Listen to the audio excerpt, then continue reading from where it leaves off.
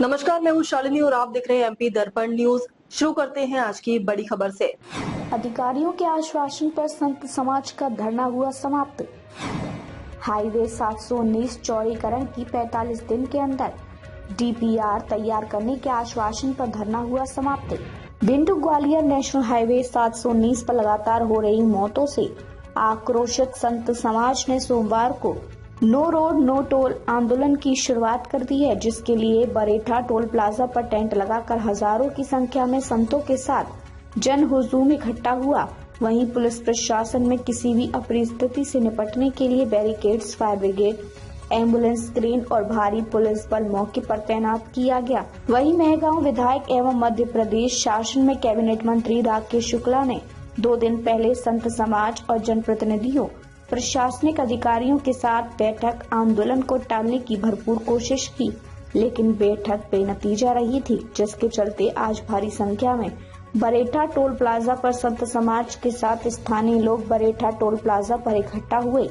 संतों के साथ ही ओपन नेता प्रतिपक्ष हेमंत कटारे, पूर्व नेता प्रतिपक्ष गोविंद सिंह और पूर्व विधायक संजीव सिंह संजू के साथ तमाम कांग्रेसी और बीएसपी के नेता मौजूद रहे हैं। भारतीय जनता पार्टी को घेरते हुए आरोप लगाया कि टोल अवधि समाप्त हो जाने के बाद भी बीजेपी नेताओं की मिलीभगत के चलते वसूली चल रही है और हाईवे कम चौड़ा होने के चलते लोग अपनी जान गंवा रहे हैं। हालांकि इस बीच मध्य प्रदेश विधानसभा के अध्यक्ष नरेंद्र सिंह तोमर भी टोल से गुजरते समय संतों के बीच पहुंचे और आश्वासन दिया कि जल्द से जल्द हाईवे के चौड़ीकरण का काम शुरू होगा।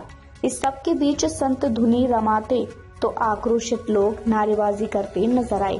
लोगों की मांग है कि 1 महीने के भीतर ही इस रोड का निर्माण शुरू होना चाहिए, क्योंकि पिछले 1 साल में 250 से अधिक मौतें इस नेशनल हाईवे पर हो चुकी हैं। ऐसे में लोगों में शासन की इस अनदेखी को लेकर आक्रोश पनपने लगा है।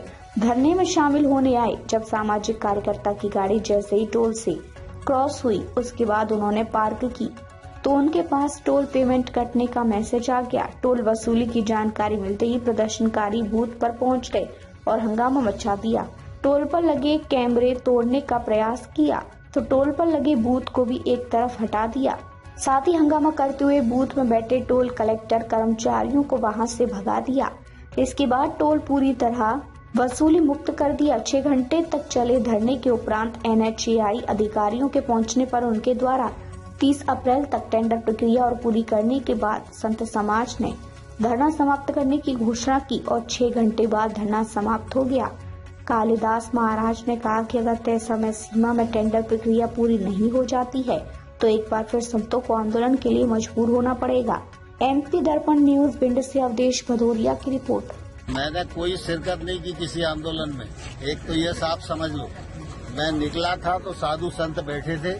मेरा ये फर्ज है, मेरे क्षेत्र के साधु संत बैठे हैं तो मैं उनके सम्मान में उतरूं और उनसे बात करूं। जहां तक सड़क का सवाल है, सड़क की कार्यवाही चल रही है और सड़क की कार्यवाही जल्दी पूरी होगी और सड़क बनेगी।